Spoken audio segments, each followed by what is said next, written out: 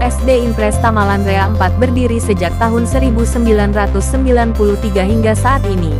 Dan selama 29 tahun SD Impres Tamalanrea 4 telah meluluskan ribuan peserta didik yang melanjutkan pendidikan ke jenjang SMP, baik sekolah negeri maupun sekolah swasta. Visi dan misi SD Impres Tamalanrea 4 adalah menghasilkan sumber daya manusia yang cerdas, berkarakter dan berwawasan global yang peduli lingkungan, dilandasi IMTAK dan IPTEK.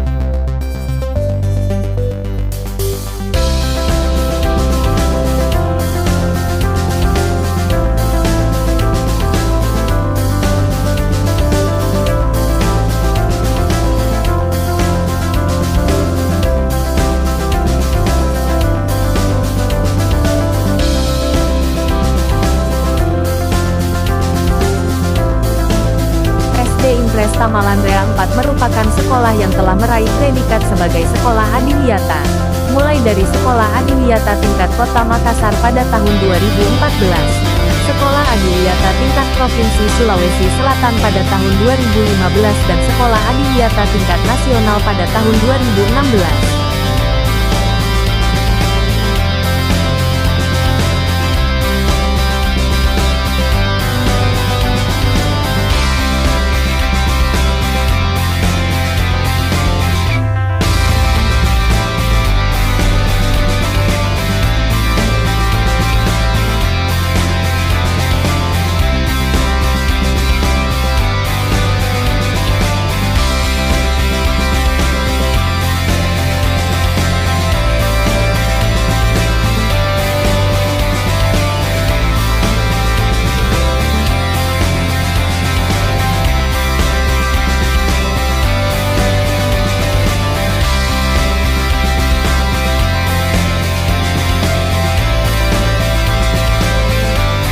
SD Impres Tamalanrea 4 merupakan salah satu sekolah di Makassar yang menerapkan budaya literasi, yang dilaksanakan oleh seluruh warga sekolah setiap harinya selama 10 menit sebelum bel masuk berbunyi.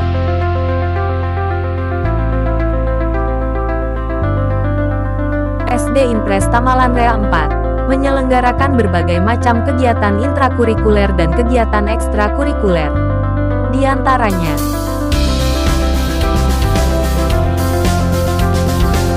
kegiatan drum band,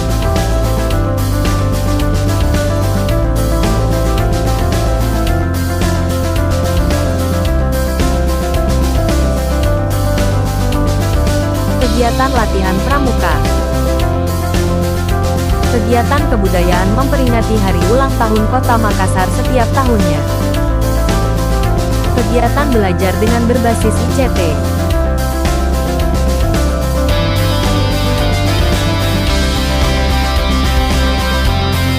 hingga kegiatan keagamaan untuk beribadah secara berjamaah.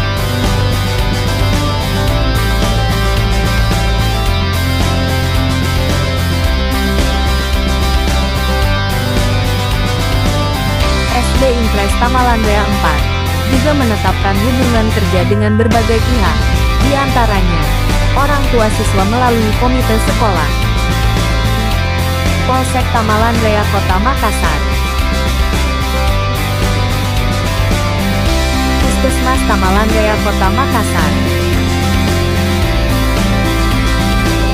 SD Impres Tamalanrea 4 juga telah mendapatkan berbagai macam prestasi dari berbagai lomba, mulai dari tingkat kecamatan hingga tingkat nasional.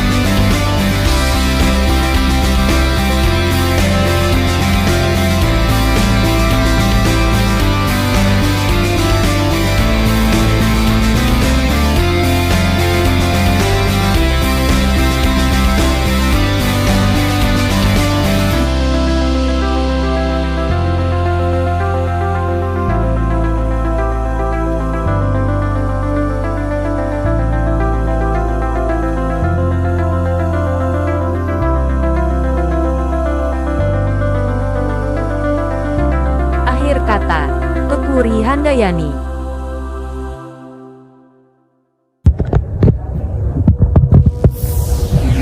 Assalamualaikum warahmatullahi wabarakatuh.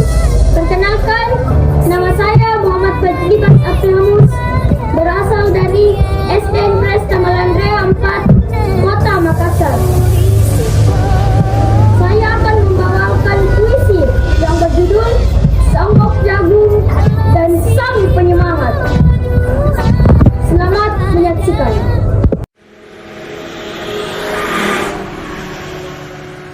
Seonggok Jagung, karya W.S. Rendra. Seonggok jagung di kamar, dan seorang pemuda yang kurang sekolahan memandang jagung itu. Sang pemuda lihat ladang, ia melihat petani, ia melihat panen. Dan suatu hari subuh, para wanita dengan gendongan pergi ke pasar. Dan dia juga melihat suatu pagi hari, di dekat sumur gadis-gadis sedang bercanda sambil menunggu jagung menjadi maizena. Sedang di dalam dapur, tungku-tungku menyala. Di dalam udara yang murni tercium bau jagung. Seonggok jagung di kamar, dan seorang pemuda, dia melihat kemungkinan otak dan tangan siap bekerja. Tapi ini seonggok jagung di kamar, dan seorang pemuda tamat SMA, tak ada uang, tak bisa menjadi mahasiswa, hanya ada seonggok jagung di kamarnya. Ia memandang jagung itu, dan ia melihat dirinya terlunta-lunta. Ia melihat dirinya ditendang dan di diskotik. Ia melihat sepasang sepatu kenes di balik etalase. Ia melihat saingannya naik sepeda motor. Ia melihat nomor-nomor lotre. Ia melihat dirinya sendiri miskin dan gagal. Seonggok jagung di kamar tidak menyangkut pada akal. Seonggok jagung di kamar tak akan menolong seorang pemuda yang pandangan hidupnya berasal dari buku dan tidak dari kehidupan, yang tidak terlatih dalam metode dan penuh hafalan kesimpulan, yang hanya terlatih sebagai pemakai tetapi kurang punya latihan untuk bebas bekerja. Pendidikan telah memisahkannya dari kehidupan.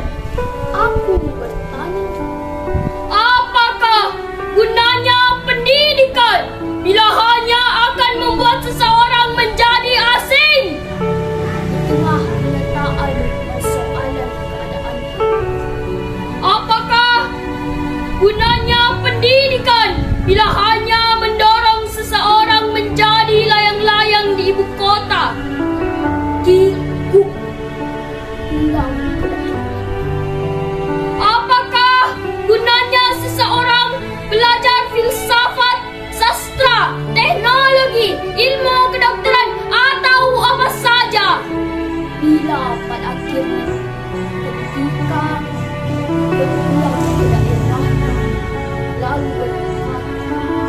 Di sini aku merasa asing dan sepi.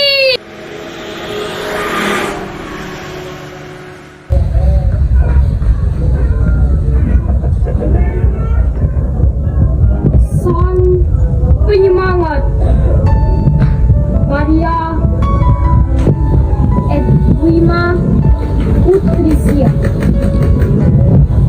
Hatiku begitu menggedut setiap ku dengar